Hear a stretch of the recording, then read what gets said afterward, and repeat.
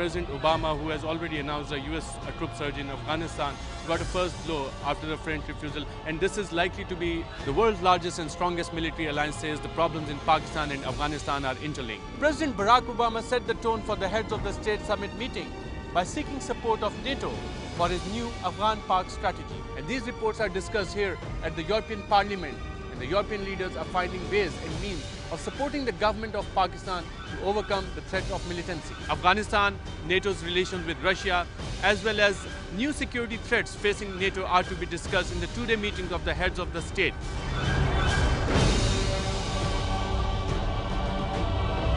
Arshid Sharif, Dawn News, Paris. It is about 7,000 kilometers long, and that is very long indeed. And it symbolizes the greatness of China and the ability of men to achieve whatever goals they set for themselves.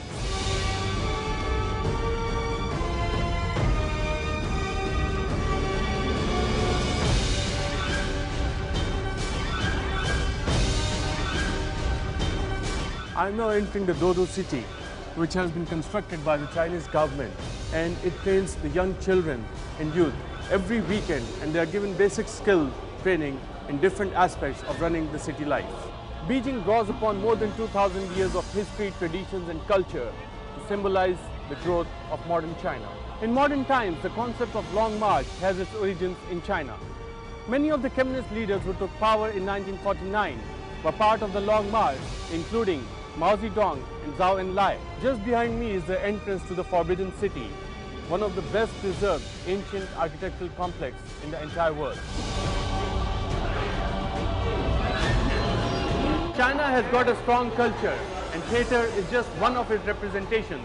And like any other big power, China concentrates more on promoting its culture and selling it to the world.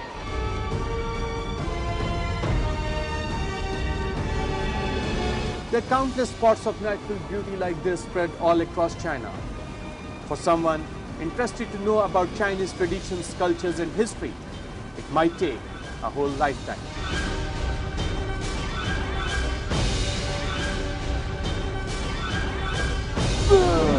In the heart of the Strasbourg city, and it is a unique, peaceful way of protesting against these heavily armed police escorts of these protesters is present outside the limits of the city of Strasbourg, where thousands of them are gathered there, and these handful of protesters managed to break through these strong police cordons and police lines and have come here to register their protest in one of these roads which is between the two red zones. Political and diplomatic sources say that multi-million-dollar contracts in the war against terror, whose areas of operations lie in Pakistan, might also come under scrutiny. It's the ordinary people who are bearing the brunt of increase in oil prices, as oil giants and the government laugh their way to the banks. Consumer rights activists say that since President Bush's administration, the price of oil has increased from $25 a barrel to at least $135 per barrel. According to the Center for American Progress, the big 5 US oil companies, including Exxon, BP, Shell, Chevron, and ConocoPhillips, have reported profits of $556 billion since 2001. BP and Shell, two of Europe's biggest oil producers, reported profits of 17 billion pounds earlier this year in April. The ministers today, however, are likely to send a very strong message to Pakistan to restore the country back to constitutionalism and lift the state of emergency. The British Parliament is considering the Forced Marriage Civil Protection Act, which the officials say will be enacted and implemented this autumn. The act will empower the courts to prosecute those who try to force someone into a forced marriage.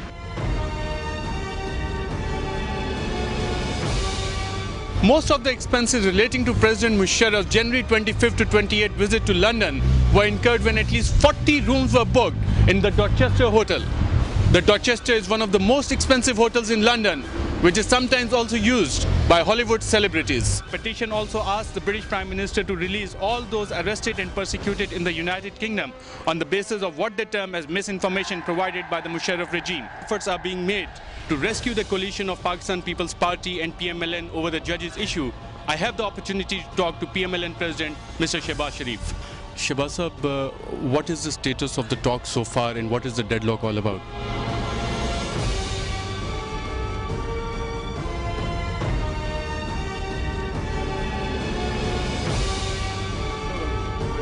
اس وقت ہم Norway کی parliament میں کھڑے ہیں اور یہاں پہ 2 پاکستانی اس parliament کے ممبر ہیں، ان میں سے ایک وائس پریزیڈنٹ بھی، اور جیسے ہم نے بتایا کہ وہ پارلیمنٹ میں جو ڈبیٹس ہوتی ہیں اس کو لیڈ کرتے ہیں، اور ایک ٹرانزیشن آ رہا ہے جو 2nd جنریشن اور 3rd جنریشن آف امیگرینٹس ہے فرام ڈفرنٹ بیک گراؤنڈ، اور اسپیشلی پاکستان سے جو ہیں وہ اب پرومیننٹ پوزیشنس پہ آ رہے ہیں۔ یہاں آگے بات چیت کرتے ہیں پارلیمنٹ کے بارے میں، اگر ہمیں کچھ بتائیں، یہ ہال کب بنا، کیا تھا؟